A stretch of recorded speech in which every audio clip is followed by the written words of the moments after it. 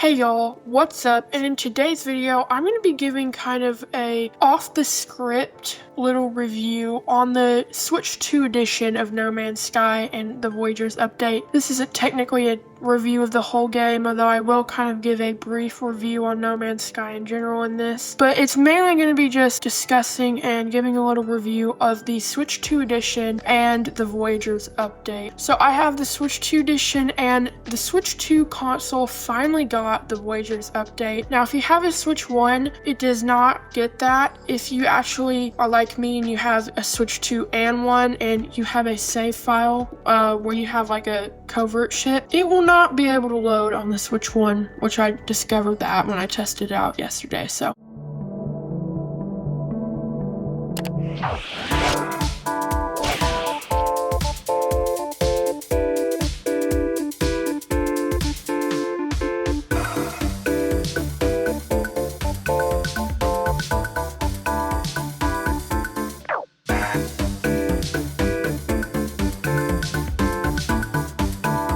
No Man's Sky is a open world exploration game set in space. You can go explore different planets. There's different side quests and missions and stories. You can even have your own frigate ship, your own Corvette with the new Voyagers update. You can have your own villages. Overall, it's really cool. It is truly open world, as it actually generates new planets after you warp to a different system. And part of the new Nintendo Switch 2 edition update is that multiplayer is now on the Nintendo Switch. The Switch 1 edition did not support multiplayer, and it still doesn't, but the Switch 2 edition does, which is really nice. Also, it just loads a lot faster. I'm gonna load up my save right here, and I really do love No Man's Sky. It's one of those games that you can keep playing because there's infinite possibilities. Like I said, it's open world. There's tons of different planets to explore, and it's just an endless amount of content. And with the most recent Voyagers updates, you can now build your own Corvette ships and fly them. You can even fly in space and go outside your ship in space. There's also a bunch of new missions with the Voyagers update. Another update was the Beacon update recently. Now have your own towns and villages on different planets. And what the Switch 2 version brings is mainly better graphics. So it now runs at 1080p at 40 frames per second in handheld, and this game actually takes advantage of the AI processor in the Switch 2 that Nvidia made. It runs at 1440p, which is basically 2.7K in TV mode, and I believe up to 60 frames per second in certain circumstances. But one thing that's really interesting is it does use dynamic upscaling with the new AI technology, and this is the first game that I've actually seen use it. And man, do I have to say, when I first booted this up on my Switch 2, the difference is amazing. Not only is it higher resolution, it's almost like the game's been fully remastered. And that's because all of the textures and patterns have been upscaled and newly made. And there's no more of that aliasing. I mean, there is still a little, but the aliasing is drastically better. Like, there's barely any that you got. And I mean, 2.7K, it looks really good. And I have to say, while it doesn't run at 4K like on the PS5, the detail and textures look almost virtually the same as the PS5 does. The Switch 2 does get, quite frankly, very hot when playing this, which is to be expected since it is having to run this 1080p or 2.7K in handheld mode. But overall, the graphic overhaul is honestly amazing, and I'm really glad that games like this that already looked decent on the Switch 1 are really upping their game with Switch 2 editions that really take advantage of the new hardware. And this really does give me hope about what the Switch 2 can do, along with games like Star Wars Outlaws, which I will be making videos on eventually. And in handheld mode, it does look amazing on this big screen with HDR, and it's like It's so much clearer than the Switch 1. The Switch 1 was fuzzy and the textures just weren't sharp, almost like out of focus. Everything is in focus here. Like a lot of Switch 1 games use blur to hide rough details. This one does not, and it looks absolutely amazing. The frame rates are also much higher. The Switch 1 version runs at a max of 30 frames per second, and this one, from what I've heard, runs mostly at 40, but it can throttle up most of the times. And with it taking advantage of that AI technology, it looks amazing. And when you put it on the TV, it not only still looks amazing, but it looks even better since it supports up to 2.7K on the TV. And when it's on a TV, it literally looks almost as good as a PS5. Like, the difference is very subtle. Like, yeah, the PS5 runs at 4K, but this runs at 2.7K, and with the new enhanced details, the actual details of it look as good as the PS5. And I just love No Man's Sky because you can just explore, mine materials, go on different missions, go to different space stations, like the space anomaly and stuff like that. You can build bases and recruit people. And with the all new Voyagers updates, you can build your own ships and you can fly outside of them. And with the beacon update, you can have your own civilizations. And the team at Hello Games just keeps giving it big updates after big updates, meaning there's going to be something new for years to come. And that's just a few of the things with the new Voyager update. And I have to say, I've only built one Corvette ship so far, but they look so cool.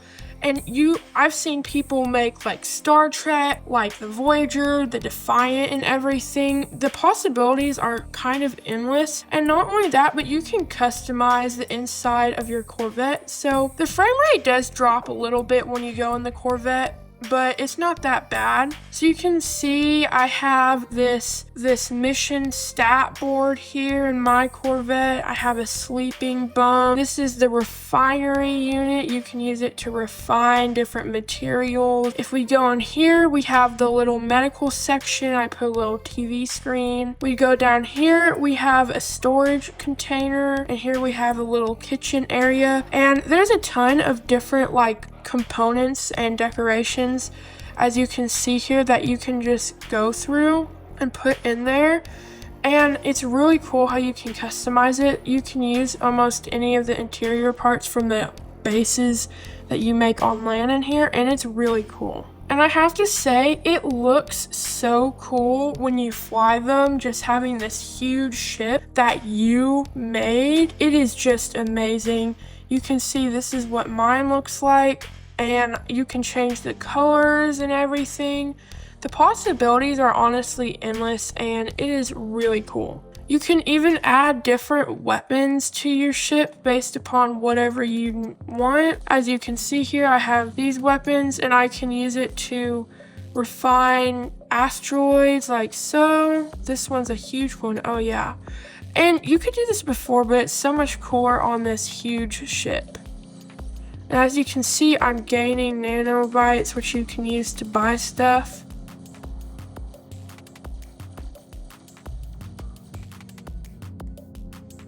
Well, another thing that I think is so cool is that if you go into hyperdrive, while you're in hyperdrive, you can literally get out of the cockpit and walk around your ship as you're hyperdriving to another planet. That is literally so... You're probably noticing this glitch. We're going to talk about the cons in a minute.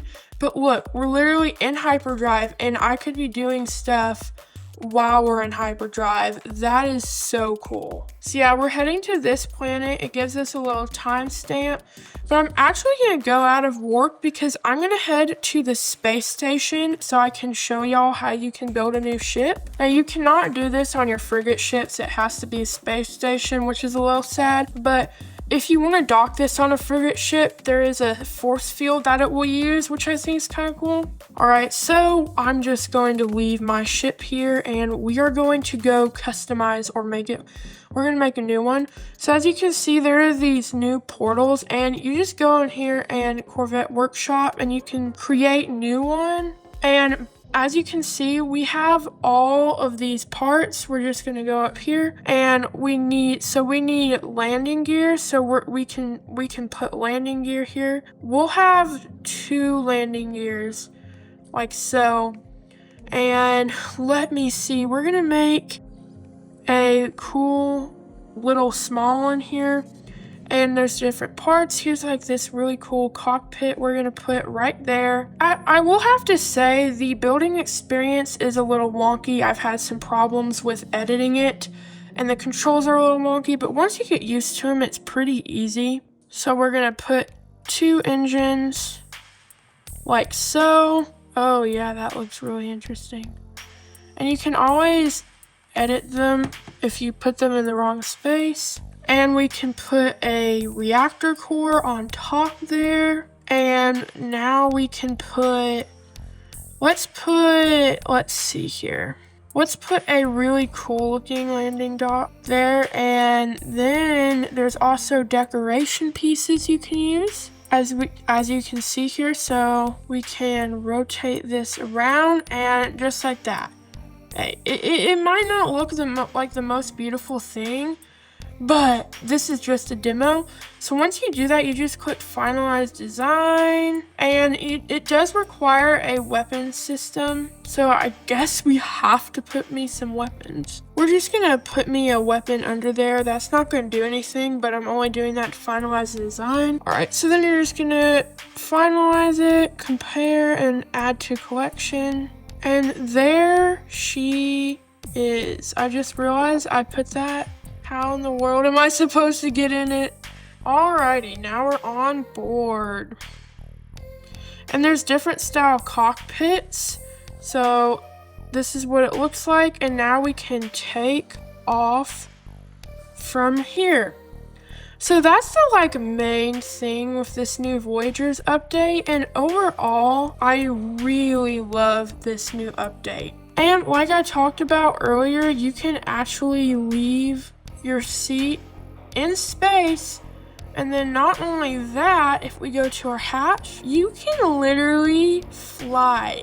Look how epic that is. That is so cool. Like, I feel like this will be kind of useless, but it's a cool thing that you can do as part of the Voyagers update. And overall, the Switch 2 edition of No Man's Sky is amazing, and it really showcases what the Switch 2 can do over the Switch 1. And I also love that they're adding more content because it makes it less boring because, you know, you get bored of something after a while, but then they add something new, so there's always something to rediscover. Now, that's not to say that there is no issues with the Switch 2 edition and the Voyagers update. First of all, some of the issues are just walking through your ships. The camera movement is very janky. Like, it will go through walls and you get the weird thing of the camera going through the walls. I wish they would fix that. Another issue is if you are in hyperdrive and you leave your cape will flap around for some reason like you were outside the ship, even though you're not. That's a little strange and annoying. I also think that the editing experience is a little strange and annoying. And a lot of the other artifacting and wonky issues with No Man's Sky have been fixed with the Switch 2 edition. But there is one major issue with the Switch 2 edition that needs to be fixed. And that is that it crashes. Like a lot. Now, if you're playing the game, you're gonna be fine. I haven't experienced crashing while playing the game once, but by far the biggest problem is that when you close the software for more than, I would say, 5 to 10 seconds, like maybe 30 seconds, really, I can't say official time, but definitely for more than a minute, when you go back in, it will crash. As you can see, the game is fine, it still runs, but if I were to go out while the game is running in the background, and let's say I wanted to check the news channel, you know, see what's new with Nintendo. Let's say I wanted to look at some new games, maybe. So, you know, I can scroll through the eShop and everything like that. And maybe I want to look at some of my screenshots, you know. Maybe I want to add some text or something, so I'll add some text or whatever. If I go back into this game, it's fine. I left it for like maybe a minute, but if you leave it for more than a minute, like 5 minutes, it will crash 90% of the time. In fact, I did test this out this morning to get a video of it, and I would say I left the game running in the background for about 2 to 3 minutes, and when I went in, like literally about 2 seconds after I reopened the application, it crashed and closed out the software, saying this game was, you know, it crashed because of error code or something. And this is a major issue, especially because you can lose your progress. Like, for some reason it glitched out my Corvette ship when that happened. So that is a major problem. It's also just an annoyance because once that happens, you have to reopen the game, select your save, and then let it load everything back in. And then even after that, you may lose some of your progress. So even if you don't lose your progress, it's still a big hindrance and it's really annoying. Now, the interesting thing is that if you do not close out the game, it won't crash. I have been playing this a lot lately, and as long as I do not go out to the home screen for more than 1 minute, the game is fine. But it only will happen if you do that, and it will happen as soon as you reopen it, which is weird. So it's like something about running in the background makes it crash. I don't know if it's because the Switch 2 can't handle running this big of a game in the background and running the OS, especially since there's more features. I don't know. Maybe it has to maybe it does something to the game while it's on the home screen that messes it up after it's not been running for a while. I don't know. Either way, this is not a small problem. This is a major problem. I don't know if I'm the only one experiencing it, but it definitely needs to be fixed. So overall, No Man's Skies is one of my favorite third-party games. It's one of those games that, you know, I play every once in a while, but I really like it. And I'm really glad they gave the Switch 2 edition with better graphics because the Switch 1 edition wasn't the best graphics. And I'm really glad the Voyagers update is on the Switch 2. And there definitely is a lot of feature bugs need to be worked out, and the main hindrance for me is simply that it crashes. I did not notice this until I got the Switch 2 edition. Even before the Voyagers update, it did this. So I think it's something with the Switch 2 edition. This never happened on my Switch 1. Now, my Switch 1, it did crash a few times in the game, just because it was so old it couldn't handle it. But it never crashed by going home to the home screen. So, I don't know. I guess it might be the more graphicalness. I don't know. Anyways, that's my review. Small review of No Man's Sky Switch 2 edition and the Voyagers update. Anyways, y'all, thanks for watching this review, and I'll see you on the next one. Make sure to like and subscribe. It helps out a small channel like me a lot. It does truly mean a lot to me. And I will see y'all in the next one.